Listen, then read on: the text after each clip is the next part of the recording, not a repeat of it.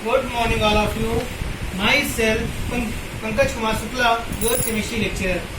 हम आपको पढ़ा रहे थे थर्मोकेमिकल रिएक्शंस, ऊष्म रासायनिक अभिक्रियाएं।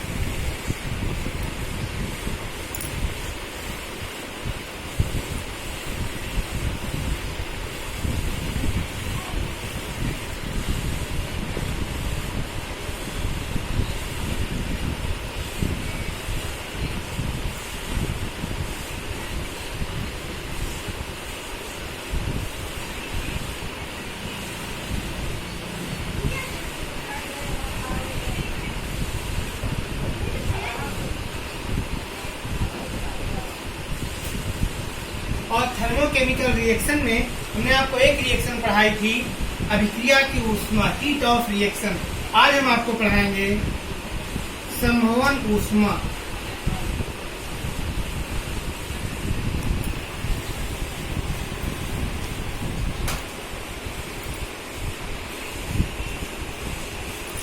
Heat of formation, heat of formation. संभवन का मतलब होता है बनाना, फॉर्मेशन का मतलब होता है बनाना। तो किसी यौगिक के एक मोल को उसके अवयवी तत्व, अब ये अवयवी तत्व क्या होते हैं जिनसे उसका निर्माण होता हो। मान लेते हैं आपको कार्बन डाइऑक्साइड बनाना है, तो अब कार्बन डाइऑक्साइड के अवयवी तत्व कौन होंगे? कार्बन और ऑक्सीजन। कहने का सेंस ये है जिनसे किसी यौगिक का निर्माण होता हो वही उसके क्या कहलाते? अवयवी तत्व। तो किसी यही एग्जाम्पल चलो ले रहे हैं, किसी यौगिक के एक मोल को, CO2 का आप देखिए यहाँ कितना मोल है? 1 मोल। तो अब ये कहा से मिलकर बनता है? कार्बन और ऑक्सीजन से। कार्बन ग्रेफाइट, क्योंकि आप जानते हैं कार्बन कई रूपों में पाया जाता है, ये कार्बन ग्रेफाइट है। तो किसी यौगिक के एक मोल को उसके अवयवी तत्वों से बनाने पर जो एंथैल्पी में परिवर्तन होता है उसी को हम कहते हैं संभवन ऊष्मा, और इसे प्रदर्शित करते हैं डेल्टा HF से। HF क्यों? Heat of formation. तो किसी यौगिक के एक मोल को निश्चित ताप तथा दाब पर, निश्चित ताप ने आपको बताया था, निश्चित ताप होता है आपका 25 डिग्री सेल्सियस ताप तथा एक वायुमंडलीय दाब। हमने बताया था रूम टेम्परेचर होता है। तो निश्चित ताप तथा दाब पर किसी यौगिक के एक मोल को उसके अवयवी तत्वों से बनाने पर जो एंथैल्पी में परिवर्तन होता है, वैसे यहाँ कितना है? 212.8 किलो कैलोरी। ये मान फिक्स होते हैं। तो जो आप कहेंगे निश्चित ताप तथा दाब पर किसी यौगिक के एक मोल को उसके अवयवी तत्वों से बनाने पर जो एंथैल्पी में परिवर्तन होता है उसी को संभवन ऊष्मा कहते हैं, और इसे HF से प्रदर्शित करते हैं।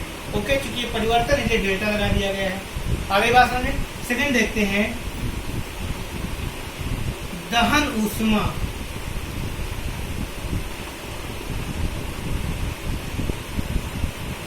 Heat of combustion.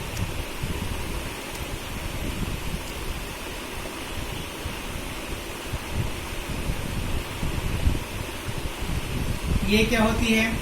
निश्चित ताप तथा दाब पर, निश्चित ताप और दाब आप जानते हैं 25 डिग्री सेल्सियस ताप तथा एक वायुमंडलीय दाब पर। निश्चित ताप तथा दाब पर किसी यौगिक के एक मोल को, मान लीजिए मेथेन ले लिया, मेथेन का कितना मोल? 1 मोल। मोल हमने बताया था, हमेशा आगे देखें।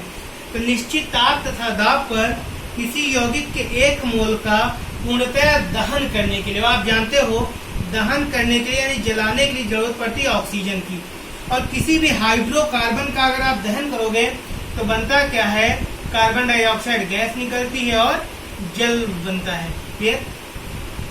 यह देखिए रिएक्शन बैलेंस है, C का 1 क्लियर, हाइड्रोजन के यहाँ 4 है तो यहाँ आपको 2 करना पड़ेगा, ऑक्सीजन 2 है तो 4, तो यहाँ पर आपको 2 करना पड़ेगा। तो निश्चित ताप तथा दाब पर किसी यौगिक के एक मोल, देखिए मेथेन के तो एक ही मोल है, किसी यौगिक के एक मोल का पूर्णतः दहन करने के लिए, यानी फिर ये धरना बचे, पूर्णतः दहन करने पर जो एंथैल्पी में चेंज होता होता है उसी को हम क्या कहते हैं, दहन ऊष्मा कहते हैं। तो और इसे प्रदर्शित करेंगे Hc से।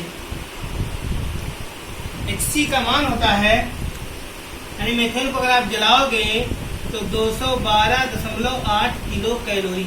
यहाँ करेक्शन करेंगे, मीथेन को क्या बोलते हैं, कार्बन डाइऑक्साइड आपको याद होगा 94 किलो कैलोरी होता था। ओके, तो आपको ये दोनों डेफिनेशन समझ में आ गई होंगी।